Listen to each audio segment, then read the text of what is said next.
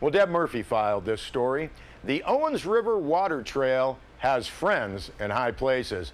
Bishop's Randy Short serves as vice chair of the California Boating and Waterways Commission, a potential funding source for some of the project's infrastructure, specifically handicapped access to the river trail. Now, Short and the commissioners were in the Eastern Sierra last Tuesday to hold their regular meeting and tour both the Owens River project site and Silver Lakes Access Solutions.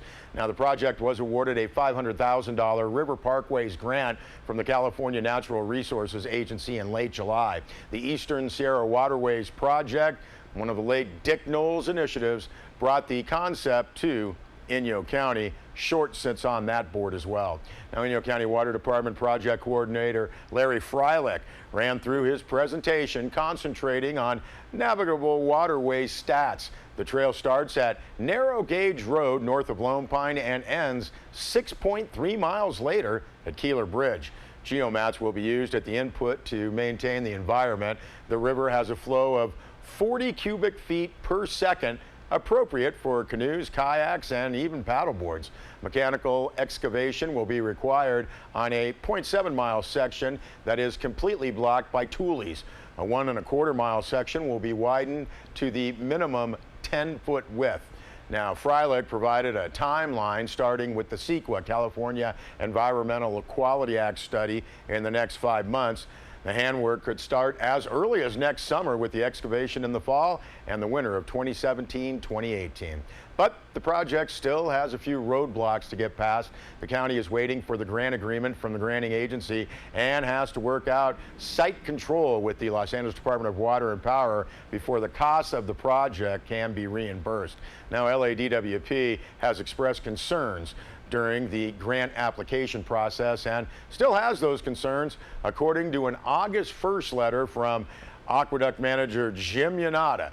LADWP wants a, quote, project description that fully describes implementation methods and any facilities that are anticipated to accompany the water trail, end quote.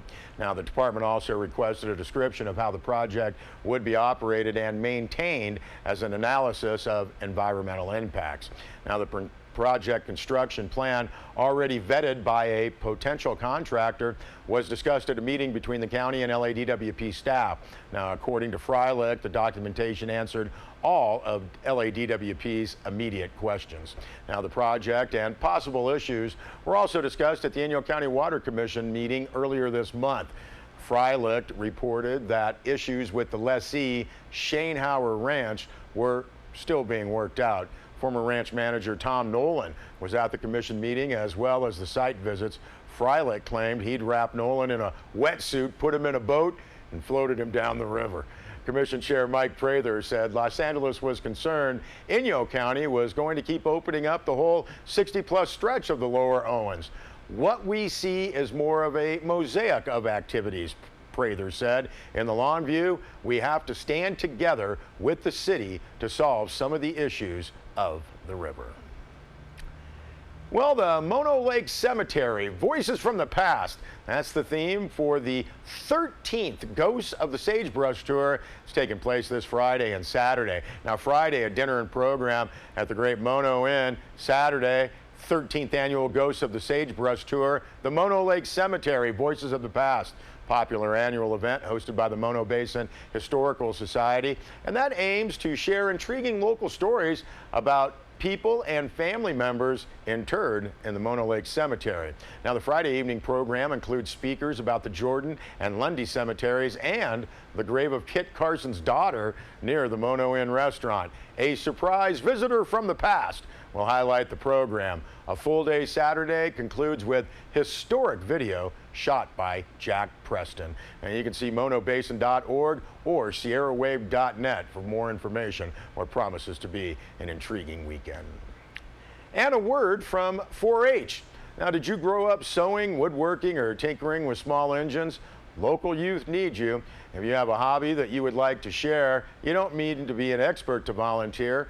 4-H is unique in its pursuit of effective youth-adult partnerships. And as a volunteer, you will partner with youth to discover their passions and foster education around those passions. Now, volunteer leaders are a key component of the 4-H program, which focuses on citizenship, leadership, and life skills development using a learn-by-doing educational model. Now, youth are encouraged to experiment, innovate, and think independently through projects with topics as varied as rocketry, GPS, photography, and animal husbandry. Now, if you're interested in becoming a 4-H volunteer, might know somebody who is, please contact Callie Peak at the 4-H office, and that phone number is 760-873-7854.